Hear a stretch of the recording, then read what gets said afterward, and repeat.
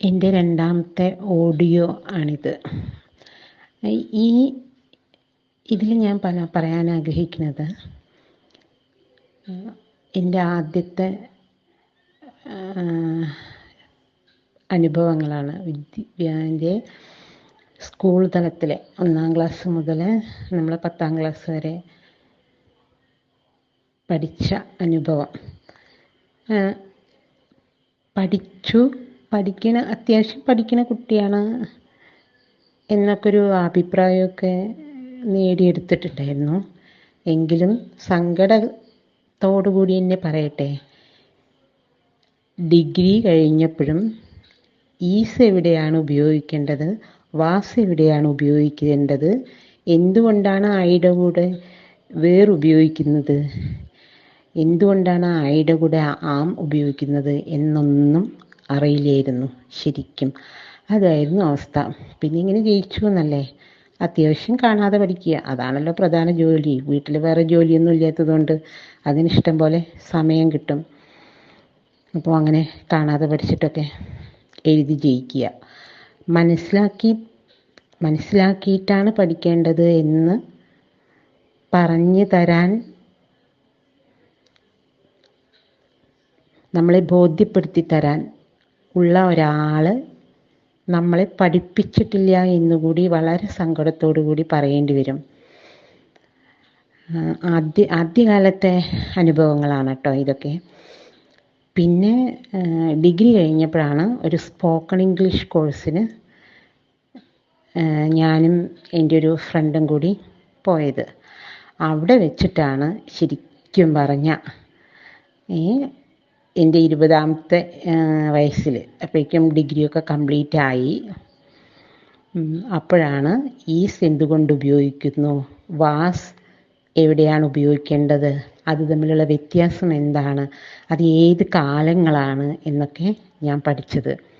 അതുകൊണ്ടുകൂടിയാണ് ഞാൻ നിങ്ങളോട് പറയുന്നത്, നിങ്ങൾ ആദ്യം ടെൻസ് ഫോംസ് നന്നായിട്ട് പഠിക്കണം.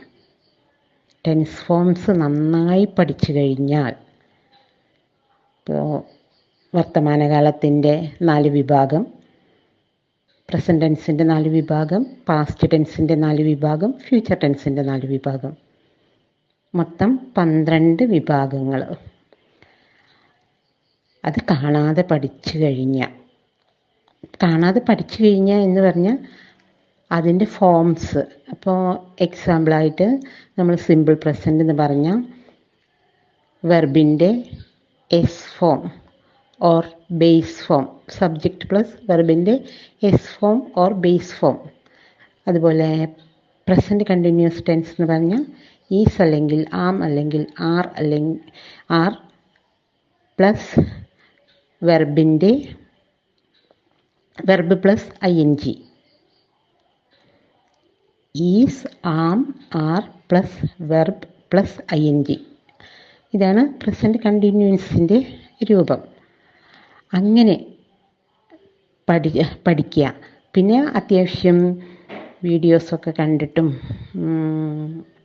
ഇപ്പോൾ സ്കൂളിൽ പോകുന്ന കുട്ടികളുള്ള അമ്മമാരാണെങ്കിൽ, ചെറിയ ക്ലാസ്സിലെ കുട്ടികളൊക്കെയാണെന്ന് വെച്ചാൽ അവരുടെ പാഠഭാഗങ്ങൾ നമ്മൾ പറഞ്ഞു കൊടുക്കുമ്പോൾ നമുക്ക് ശരിക്കും മനസ്സിലാവും, ശരിക്കും അവരെ സഹായിക്കാനും കൂടി പറ്റും.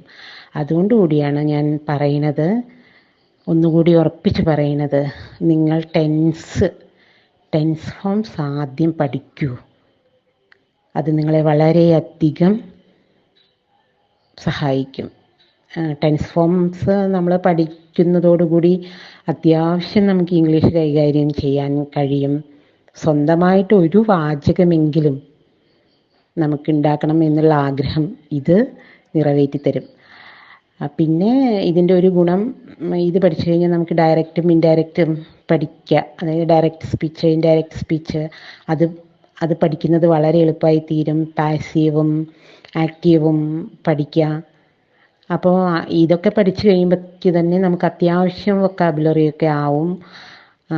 അതോടുകൂടി നമുക്ക് പ്രത്യേകിച്ച് സ്കൂൾ പോകുന്ന കുട്ടികളുടെ അമ്മമാരാണെന്ന് വെച്ചാൽ അവർക്ക് കുട്ടികളെ പഠനത്തിൽ സഹായിക്കാൻ പറ്റും. ഈ വീഡിയോ മുഴുവനായും കേൾക്കണമെന്ന് അപേക്ഷിക്കുന്നു. എൻ്റെ ചാനലൊന്ന് സബ്സ്ക്രൈബ് ചെയ്ത് സപ്പോർട്ട് ചെയ്ത്